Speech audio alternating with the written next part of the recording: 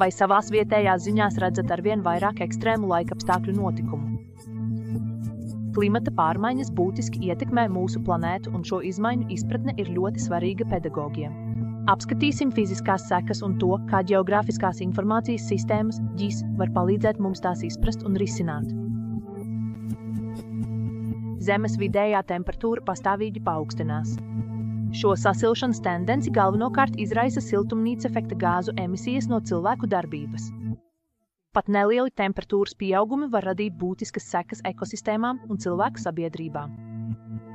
Pieaugošas temperatūras izraisa karstuma viļņus, izmainītas nokrišņu modeļus un ledāju kušanu. Šīs pārmaiņas izjauc lauksaimniecību, palielina meža ugunsgrēku risku un apdraud ūdens resursus. Izpratne par temperatūras izmaiņu telpisko sadalījumu ir ļoti svarīga. Klimata pārmaiņas pastiprina ekstrēmas laikapstākļu notikumus. Mēs novērojam biežākus un smagākus karstuma viļņus, sausumus, plūdus un vētras. Šie notikumi var radīt plašus postījumus, izraisīt cilvēku pārvietošanos un dzīvības zaudējumus. GIS var palīdzēt mums kartēt šo notikumu biežumu un intensitāti. Analizējot vēsturiskos datus un klimata modeļus, mēs varam noteikt augsta riska zonas un izstrādāt stratēģijas katastrofu gatavībai un reaģēšanai. Ledāju kušana un ūdens termiskā izplašanās izraisa jūras līmeņa celšanos. Piekrastes kopienas ir īpaši ievainojamas pret šo ietekmi. Jūras līmeņa celšanās var izraisīt biežākus plūdus, eroziju un sālsūdens ieplūšanu saldūdens avotos. GIS ļauj mums vizualizēt iespējamo jūras līmeņa celšanās ietekmi uz piekrastes teritorijām. Mēs varam modelēt aplūšanas scenārijus, identificēt ievainojumu infrastruktūru un plānot piekrastes aizsardzības pasākumus. Arktiskajos reģionos mūžīgais sasalums kūst satraucoši strauji. Šī kušana atbrīvo lielu daudzumu metāna un oglekļa dioksīda, vēl vairāk pātrinot klimata pārmaiņas. Tāpat tas destabilizē infrastruktūru un ainavas.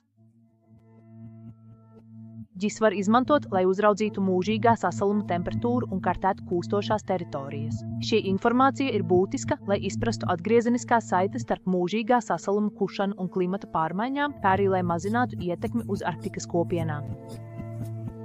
Pilsētas parasti ir siltākas nekā apkārtējās lauku teritorijas, veidojot tās augtās pilsētas siltuma salas. Tas notiek, jo pilsētās ir daudz betona, asfalta un citu materiālu, kas uzsūc un saglabā siltumu. Klimata pārmaiņas šo efektu vēl pastiprina. GIS var palīdzēt mums noteikt tās pilsētas teritorijas, kas visvairāk pakļautas karstuma radītajam stresam. Mēs varam izmantot šo informāciju, lai izstrādātu zaļo infrastruktūru, piemēram, parkus un zaļos jumtus, lai mazinātu pilsētas siltuma salas efektu.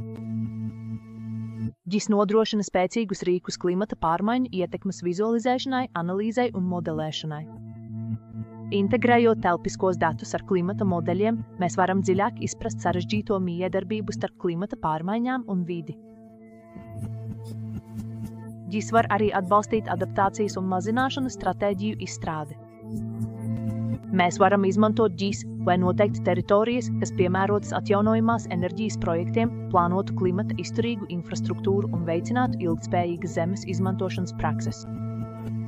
Vai esi gatavs dot saviem skolēniem iespēju ar GIS palīdzību risināt klimata pārmaiņu jautājumus? Apskati GIS mācību plānus, kas pieejami GIS mājaslapā. Šie resursi palīdzēs tev integrēt klimata datus savā mācību programmā un vadīt skolēnus, analizējot vietējās klimata pārmaiņu ietekmes, izmantojot GIS. Dalies ar šo ar citiem pedagogiem un iedvesmosim nākamo paudzi veidot ilgtspējīgāku nākotni.